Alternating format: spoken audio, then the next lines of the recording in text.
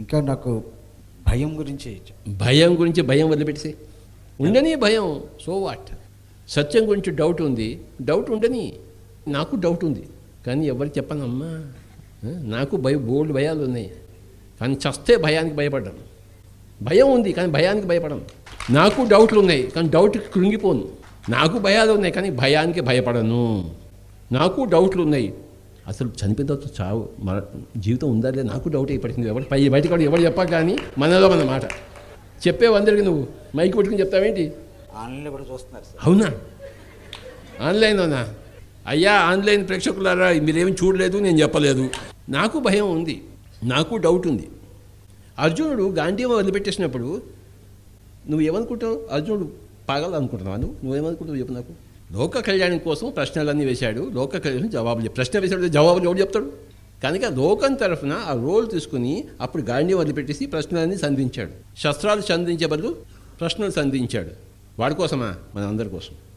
గాంధీవం పడేసినప్పుడు కృష్ణుడు చెప్తాడు, నువ్వు భలే ఉన్నావయ్యా, గాంధీవం పడేసావు, 2 అడుగులు వెనక్కేస్తావు. నేనేదో సన్యాసం పుచ్చుకుంటాను, భిక్షాబద్ధ పట్టుకుంటాను, నా మొగుడిని చంపను, నా తాతగారిని చంపను, గురువు చంపను, ఏదో స్టైల్గా మాట్లాడేవే అర్జున. సరే, నీకు నచ్చినట్టు నువ్వు చేద్దామని అనుకుందాం. గాంధీవం పడేస్తావు, వెనక్కి వెళ్తావు, 2 అడుగులు వెనక్కేస్తావు, 2 అడుగులు. వాడు దుర్యోధనుడు పక్క నవ్వుతాడు. వెంటనే నువ్వు నన్ను మర్చిపోయి భగవద్గీత మర్చిపోయి వాడిని పోయి తంతా పట్టుకున్నావు. అది నీ గుణం. అది నీ గుణంకి వ్యతిరేకంగా నువ్వు పోలేవు.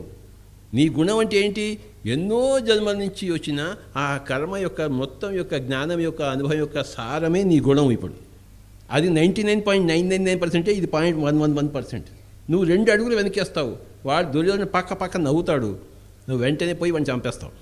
ఎందుకు ఆ 2 అడుగులు వెనకేయడం అని చెప్పి నేను చెప్తున్నా. అంతే, అంతకని ఏమి లేదు భయ్య అన్నాడు. నీకు నా భగవద్గీత అక్కర్లేదు. నీకు నా భగవద్గీత అవసరమా? నువ్వు ఎవడివి?